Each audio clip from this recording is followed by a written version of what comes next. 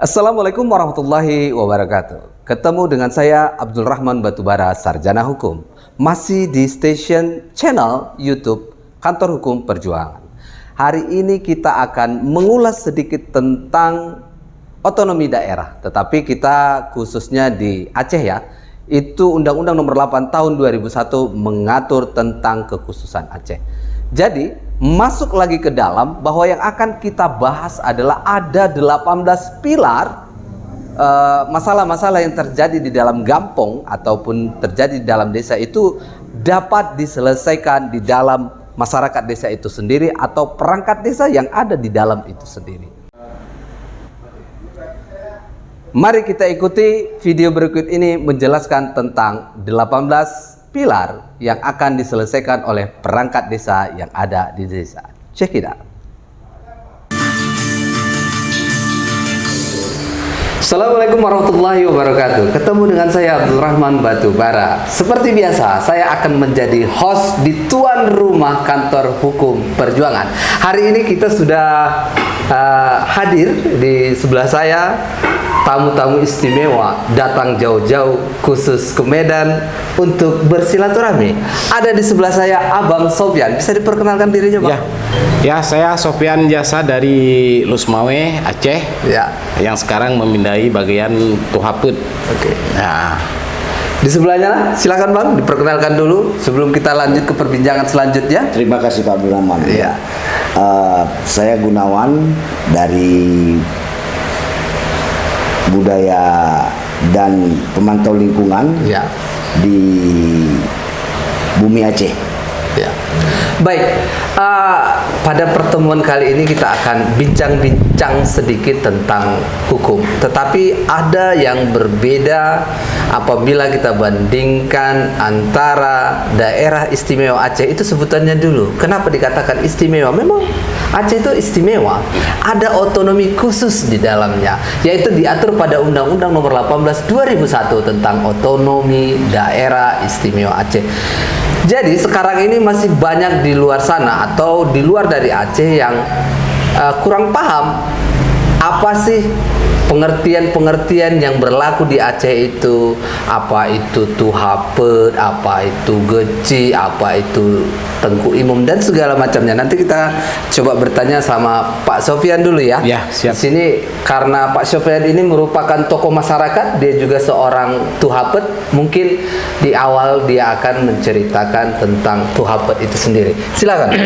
ya, terima kasih Pak Abdul Rahman. Ya. Kalau misalnya kita bicara mengenai masalah Tuhaput, karena di Aceh kan ada kekhususannya. Secara yuridis, Tuhaput itu Badan Pemusyawaratan Desa. Kalau misalnya secara umum dibilang Badan Pemusyawaratan Desa BPD namanya ya, kalau nggak salah ya kan. Fungsi dan wewenang Tuhaput itu kalau di Aceh sebenarnya kayak anggota dewan lah.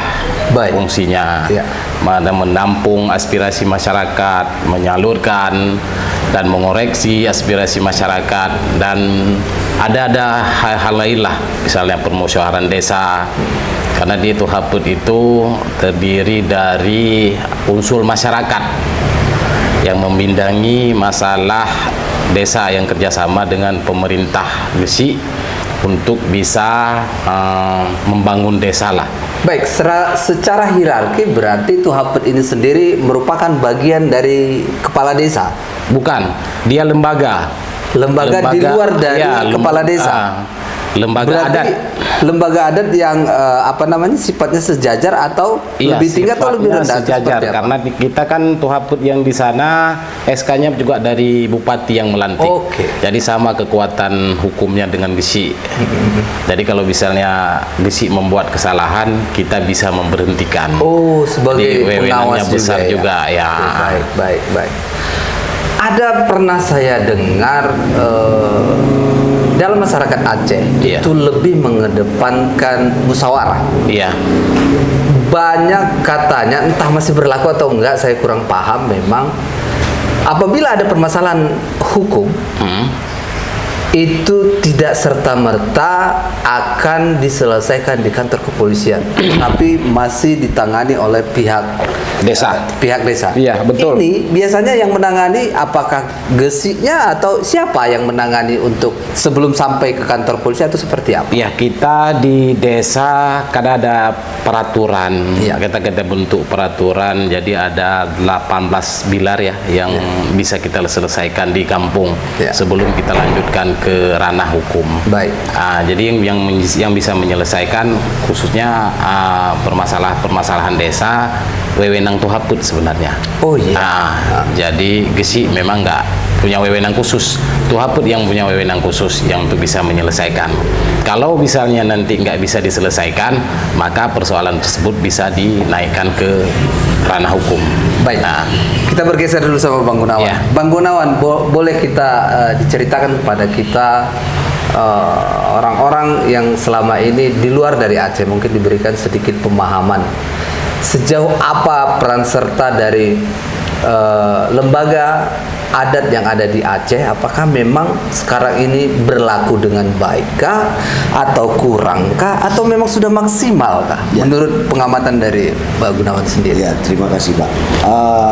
Seperti yang sudah dijelaskan oleh Bapak Sofyan, Ya. bahwasanya ada perselisihan ringan di desa yang wajib diselesaikan di kampung tersebut. Ya, perselisihan ringan ini yang bisa diselesaikan di desa tanpa harus di kepolisian dahulu. Baik. Ini perselisihan ringan seperti pertengkaran, pencurian kampung, perselisihan dan antar keluarga ya atau antar desa itu yang harus diselesaikan di musyawarah kampung dulu. Baik. Sebelum ini dinaikkan ke ranah kepolisian hukum. Nah, perjalanan yang sudah kita lihat, pemantauan yang selama ini yang ada di Aceh yang sering dilakukan ini, alhamdulillah sudah berjalan, sudah berlanjut dan sudah ditetapkan beberapa desa itu sudah melakukan hal tersebut. Baik. Dan pihak kepolisian juga berhak menolak Oh iya. jika laporan perselisihan ringan merujuk kepada 18 perselisihan tadi.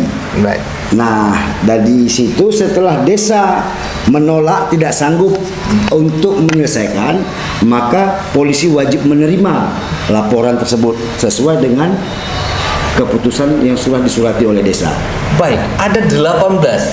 18, Pak. Boleh dikasih tahu ke kita dulu pemirsa sahabat perjuangan yang ada di Medan atau di luar sana di seluruh dunia ini, Iya. mungkin apa-apa saja itu yang 18 Ya, itu. yang perlu cuman sekarang kisi-kisinya yang saya tahu itu ya seperti perselisihan rumah tangga, Oke. pertengkaran antara harta faraid, perselisihan istri dan suami, pertengkaran pemuda sebelah dengan pemuda kampung, Ya. lalu ya perselisihan ringan lah yang dianggap utang piutang lah yang utang piutang kalau itu bisa dalam dianggap bahasa Cipiring. masih perselisihan ringan, Pak. Baik, baik. Nah, itu yang wajib diselesaikan di desa, tidak boleh serta-merta laporan tersebut harus diterima oleh kepolisian. Beda halnya misal pidana tertentu, Pak. Seperti Pembunuhan, oh iya. perampokan yang sudah disertai ya Kekerasan. dengan kekerasan. Nah, ini yang tidak bisa mereka wajib untuk Dilimpahkan ke kepolisian. Begitu. Oke, baik, Di baik. situ juga ada ini Pak, ada tambahan sedikit ya, ada surat dari Gesi, surat pernyataan bahwasanya perkara tersebut tidak bisa diselesaikan di tingkat kampung. Oh, memang ada surat Ada yang menyatakan surat ini akan dilimpahkan ke kepolisian. iya, seperti itu. baru bisa polisi bisa menerimanya. Baik. Terlepas dari 18 permasalahan yang harus diselesaikan dalam ruang lingkup pemerintahan adat di Aceh, kita coba surfing dulu. Ada beberapa istilah yang mungkin ada yang sudah tahu, ada yang mungkin juga banyak yang belum tahu. Apa itu gesi? Apa itu tengku imum? Apa itu tuhapet? Apa itu mukim? Ya. Dusun, pawang hutan, apa segala macam kan banyak sekali ya. Mungkin kalau kita yang memang bidang hukum membaca itu, gitu. Ya. Tapi kalau masyarakat di luar sana yang pada umumnya itu mungkin kurang paham akan itu. Ya. Bisa dijelaskan, Pak? Silakan. Ya, merujuk daripada kanun yang sudah ada itu tentang pembentukan perangkat desa. Ya. dan fungsinya itu dalam Kanun Aceh sudah tersebut, seperti mukim atau seperti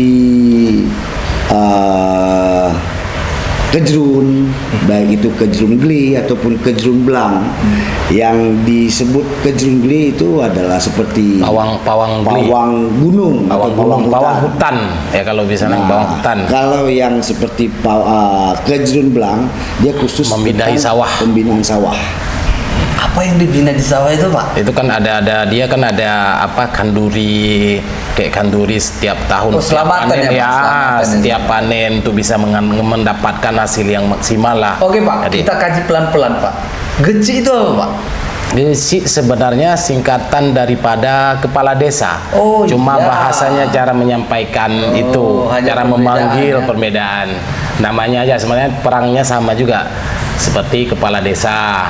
Kalau Tengku Imum tadi? Tungku Imum dia tokoh agama Oh, tokoh agama. yang membidangi masalah agama. Misalnya ada kanduri maulid, ada apa pesiju, ada pokoknya yang bernaung dengan keagamaan lah. Kalau mukim itu apa? Mungkin dia membidangi empat desa ya kalau nggak salah empat berapa bang? Begini, yang pemantauan yang ada di lapangan karena satu kecamatan itu membawahi beberapa desa. Oke. Ada desa yang 20, Itu tergantung berarti dari mukimnya kecamatannya. mungkin satu atau dua. Iya. Tapi ada desa yang satu kecamatan itu sampai 60-an. Kalau kami itu di Aceh Pase itu terbesar desanya. Pak. Jadi terbesar itu kan karena satu desa ada yang sekitar 78 desa.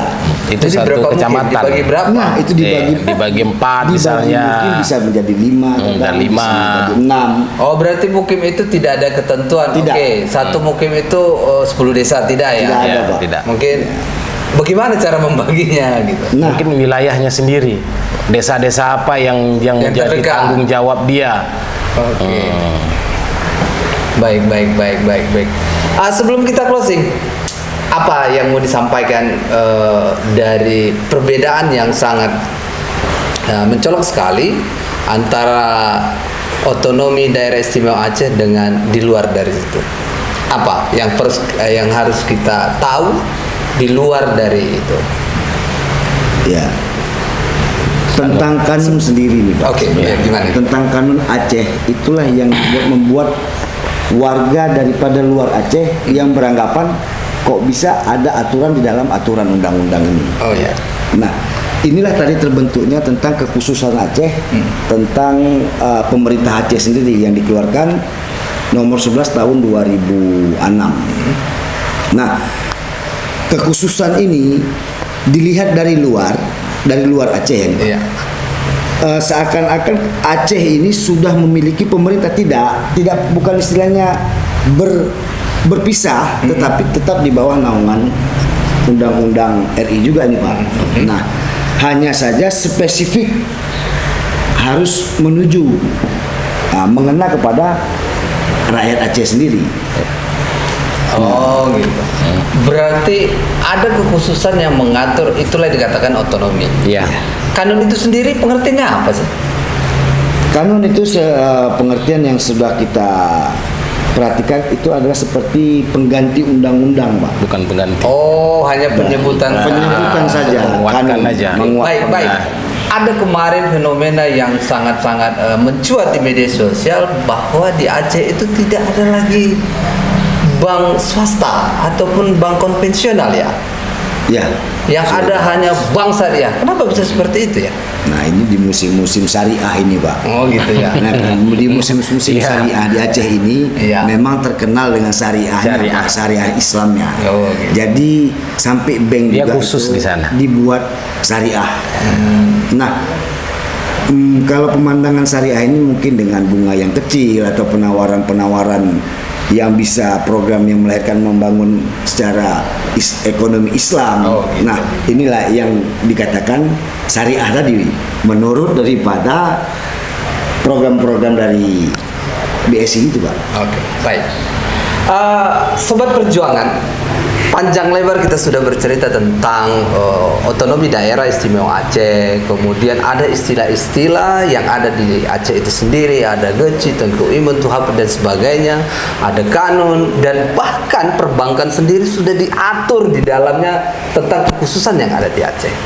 Sampai di sini pertemuan kita, mudah-mudahan bermanfaat bagi teman-teman Sobat Perjuangan lainnya.